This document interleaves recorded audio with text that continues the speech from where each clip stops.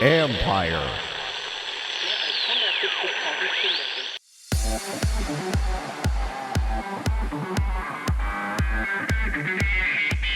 Fantasy gaming and NFTs converge. One of the elements of playing in these games is, yes, you can collect and have fun and be social and so forth. You also, as a player improves or does well over time, you might see appreciation or the ability to move in the marketplace, through the marketplace. That's Ryan Spoon, Chief Operating Officer of Sorare, where the future of gaming, collecting, and scarcity come together. This is the Future Sport Podcast. I'm Bram Weinstein.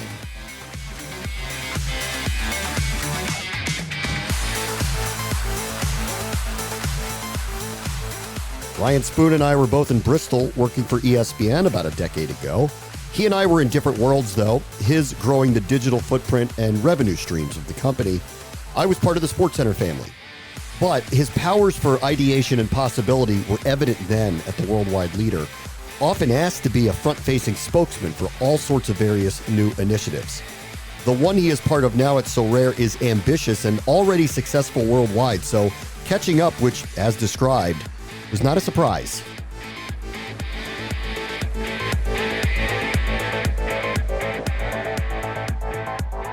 Our guest this week is Ryan Spoon, who is the Chief Operating Officer at Sorare, which is a company with an NFT game in a marketplace that's had a major foothold in global soccer and is now making headwinds in the NFT market space in America with Major League Baseball. And their mission statement is to be the game within the game. Hey, Ryan, how are you? Excellent. Thanks for having me. It's great to talk to you. Yeah, a curtain up. Ryan and I did cross paths at ESPN for a few years. This is, I guess that's just a couple of executive roles away from you, right? Like ESPN, in between you were with BetMGM, is that right? I was at ESPN for almost 9 years, and then left ESPN to go to BetMGM, and was there for a little less than a year before joining Sorare. Okay. Tell me a little bit about Sorare. Give me the broad vision of what you guys do. So I think that the best way to think about Sorare is this amazing kind of intersection between collectibles and fantasy. And so if you think about fantasy sports that people play in different platforms, one of those might be our old life at ESPN, which I set my roster for my lineup today on for MLB.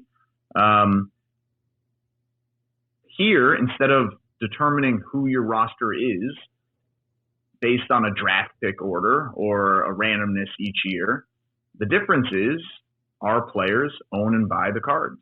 And you play a game within the fantasy game that is based on the cards of the players you root for, you collect, you believe will improve, whatever the rationale is.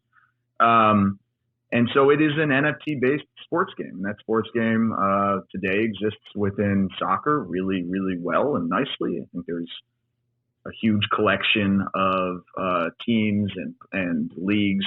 We have over 250.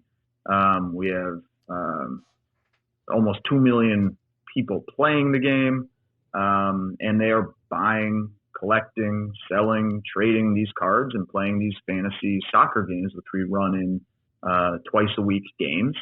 And one of the things we'll talk about today is that we're going to expand beyond soccer. And so what's that mean, and what's that mean from a game format? And we're very excited about that. But it's this intersection of NFT collections, NFT creations, but around sports and specifically around the ability to create and play fantasy games. Okay.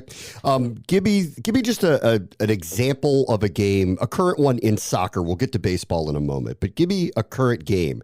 What's the format? How does it work? So you create, so interestingly, let me start with one thing, which is the way the cards work.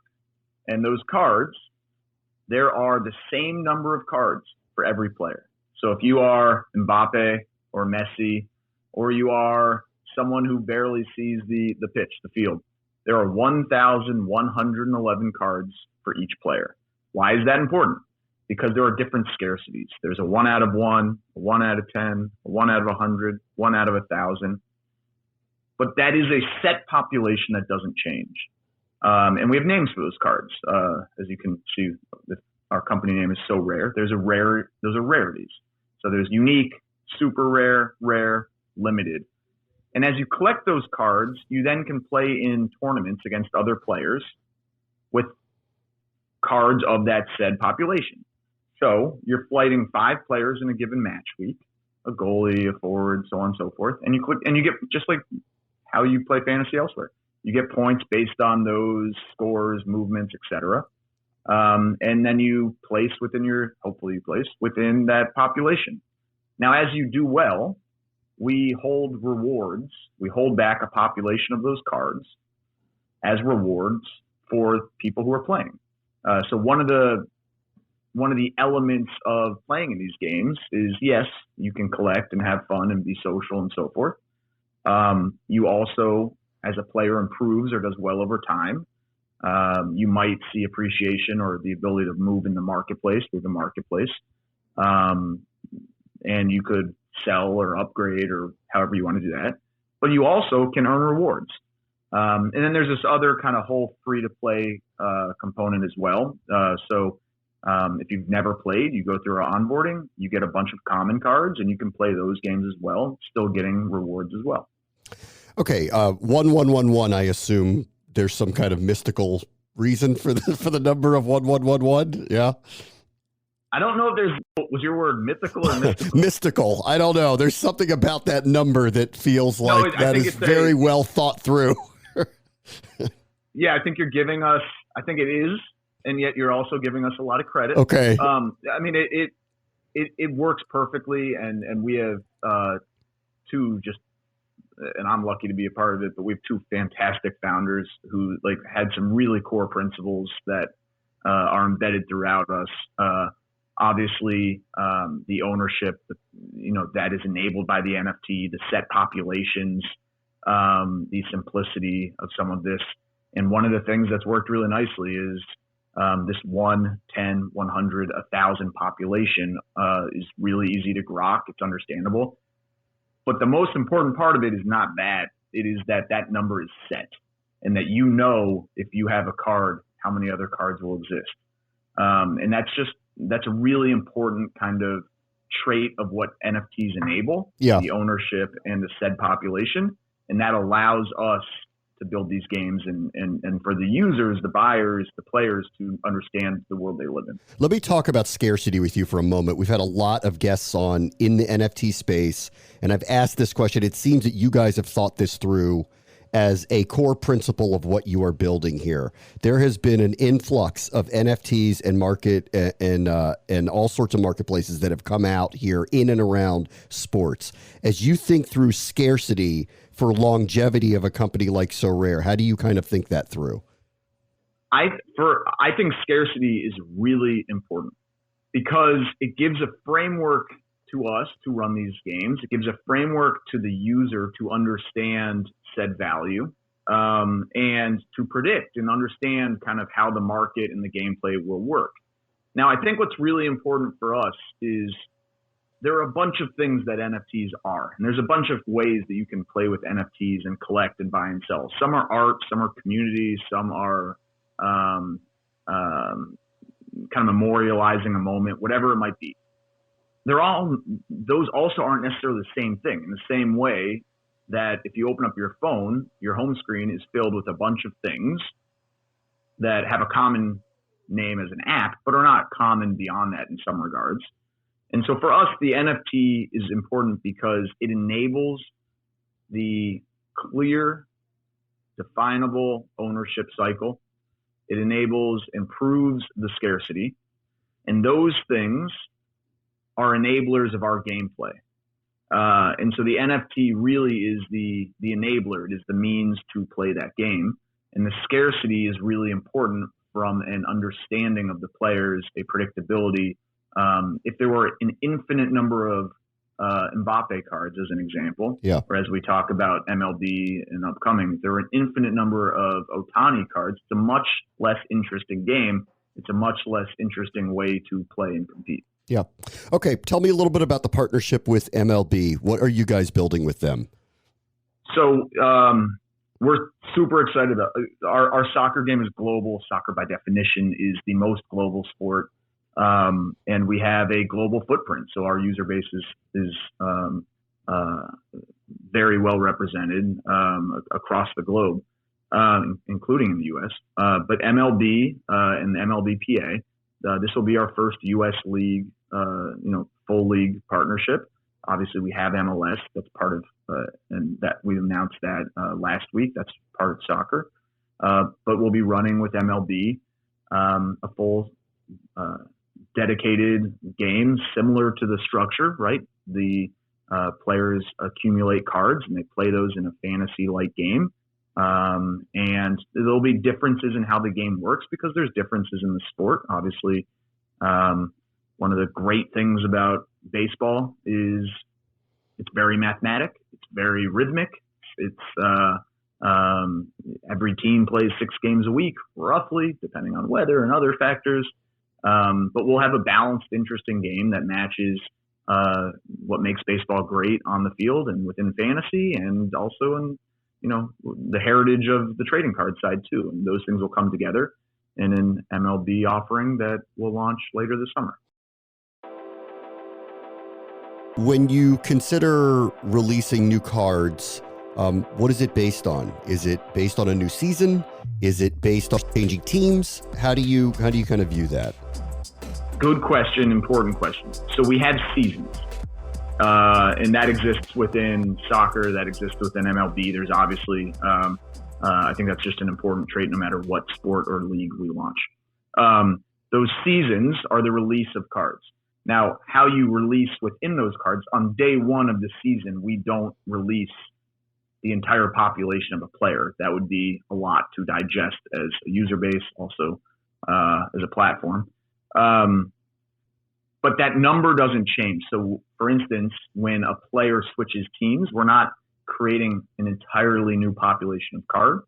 We might adjust the card might look different. That's an interesting thing you can do in digital versus in cardboard. But if you think about baseball, one of the core great parts of baseball is call-ups. And one of the most exciting players this year was someone who didn't start the roster last year, Wander Franco, as an example, right? And so we have to think about how you, when people are called up and they enter the big league and so forth, what's that mean from a card creation or release cycle? But to me, that's going to be one of the really fun parts here. Okay. Because it is scarce, because you have a number of users that are probably that are using this probably a good amount. How do you view getting people into the platform, into the game, and allowing them to take part in this so that it isn't a small select group of people that are in all of these games? Good question, an important question again. One of the benefits of the various scarcities is that it allows people to play in different categories, different price points, different collection points, different fields of competition. So obviously, if you're playing in the one-of-one cards, that's a different user base than the folks who are collecting the lower level limited. And of course, we also, and I mentioned this earlier, you're able to play with cards that are what we call common. They're gray, they're free. And so we think we have a really nice cycle of allowing different appetites of play, different familiarity. And we think some of this is also going to be really interesting and learned. If you think about, we have a big footprint in soccer. Again, global sport, global game. There will certainly be folks who don't move over, but also try baseball, and vice versa. And so I think enabling some of that as well will be an interesting dynamic.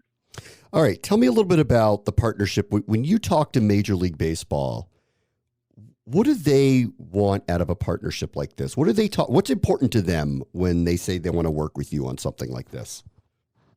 Yeah, and to be clear, when we talk about with baseball, it's and this is important. The partnership is a partnerships. It's MLB, it's MLBPA. Yep. It's really important on our side that it's not just the teams and the leagues and the players, but those things all work in concert. So let me start with some high level pieces, which are I think driving factors for. We thought a lot about this at ESPN. We thought a lot about this in my existing job, and I think the leagues and the teams and the players think a lot about this. I think what we all want is to drive fandom and reach fans in different ways, and to have them engaged. And that engagement can be, it can appear on different size screens. It can appear in different forms. It might be player specific for some people, might be team specific or geographically specific. But I think what moves all the kind of downstream benefits starts with engagement and fandom. And so how do you reach different subsets of fans? How do you drive sustained engagement and so forth? I know fantasy is a really great driver of that. We saw that around ESPN. Anecdotes there are our most engaged digital time on site was on Sunday, where users are spending massive amounts of time on our fantasy football product. ESPN didn't air a single football telecast on Sundays. And so there are these interesting dynamics. So start with engagement and fandom. If we do a good job there, we're growing the game. We're opening up revenue opportunities. We're opening up different marketing capabilities. We're growing that footprint. And I think that's really important and healthy. And so there's certainly an economic side to that. And the other part is, I think we want, in the side, we want alignment. I think in all of these relationships, you want to make sure that the different parties share in alignment together, and they share in incentives to grow together. So if we grow the fandom, and I'm confident we'll do that, we'll create different types of audiences, reach different audiences, hopefully drive viewership and box score following. The same way I got into baseball was my parents and box scores and weekly submissions into written on paper fantasy. Yeah, listen, I'm old enough where I studied newspapers and box scores for statistics, played games like Stratomatic, which was maybe the first real analytic-based board game, which would be silly to a younger generation now. But so I get it. And so that's why I want to ask you broadly. You've worked in this side of sports. My version of that, before you get to the question, was waking up, looking at the Washington Post box score, and they had a hotline that they refreshed every 15 minutes, and you could dial it, and they would tell you the latest ticker score. And then that was replaced with, exactly. And then that was replaced with CNN, obviously on the 50 and 20 or the fives. That's right. And trying to figure out, and I'll just never forget this, tuning in and saying David Robinson scored how many points to beat Shaq, who was my idol, in the scoring on the last 70 points. That's an error, right? But now we're doing that with different versions of collectibles, dynamic. It's awesome, but it's living some of those same themes. With your experience having worked as a senior vice president of digital social at ESPN, now doing what you're doing here, having worked on the betting side for a short period of time with BetMGM, and talking about this is a generational gap. A lot of the people we talk to, I end up asking the question, do you think fans are different? And every time I have a conversation like this, it makes me wonder if they weren't really different. It's just technology opened up opportunity that maybe you and I didn't have, right? And that's my point. Look, what's amazing about right now is the technology that it can open up, and the NFT. And that's why I keep saying this point on the NFT. The NFT is enabling us to do things we couldn't do without it. But at the core of what's trying to be achieved, the social side, the sports fandom, the gameplay, the wanting to follow players. My familiarity with Wander Franco, you can see stacks of cards behind me, is in large part due to being interested, excited, and invested in the physical card market. So these things all kind of move in concert. The technology is just enabling us, if we do a good job, of achieving them in different ways, but they are the same core benefits, like collecting, owning, supporting, fandom. We're just trying to fill it in different ways than maybe existed 5 years ago, 20 years ago, or however old I am to have to call a hotline to get a Cecil Fielder score. When you talk to your users, what's the feedback from them? What do they like? What do they want more of? What do they want you to create? What are you hearing from them? A couple things. One, people play for different reasons. And I think some people play and have played for a while and, want to keep progressing and succeeding. And I think we do well at some of that. And we think a lot about right now, how do we make different ways to progress? So it's not just around getting rewards and so forth. We play with folks, or there's a big social component to this, which I think from the product side, we've just begun to tap. We got a long way to go.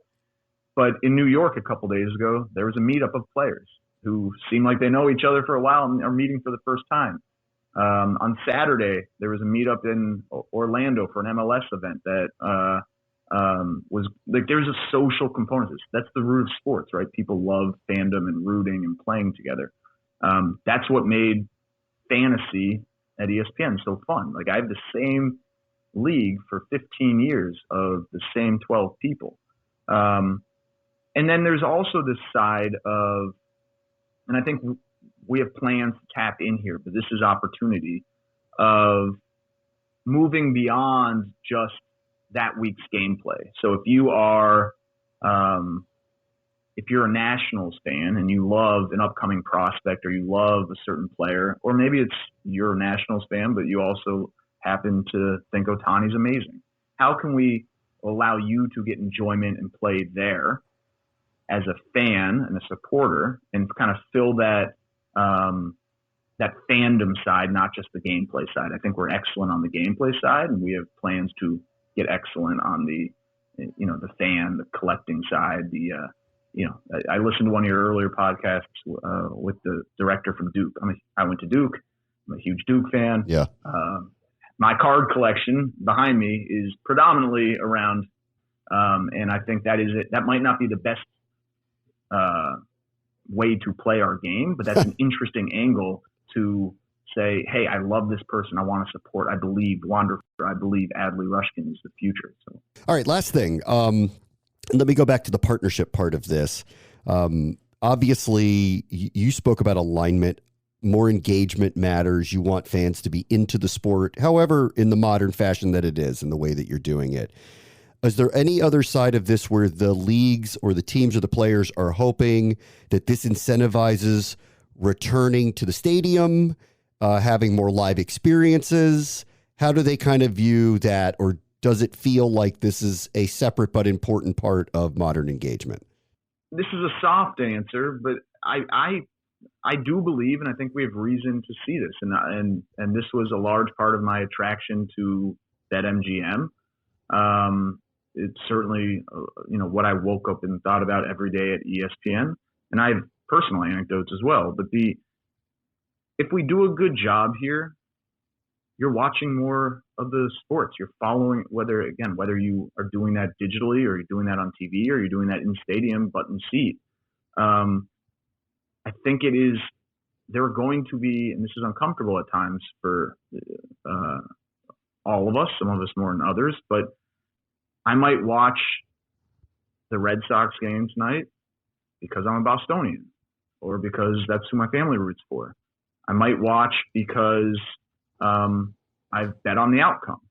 I might watch because my fantasy team has, the starting pitcher, or my Sorare team has, 3 players on the roster. I think as long as whatever your kind of mode into that is a healthy outcome. And I know my Sunday football viewing habits outside of the Patriots, and I'm a big Tom Brady fan, so I do watch a lot of Bucks.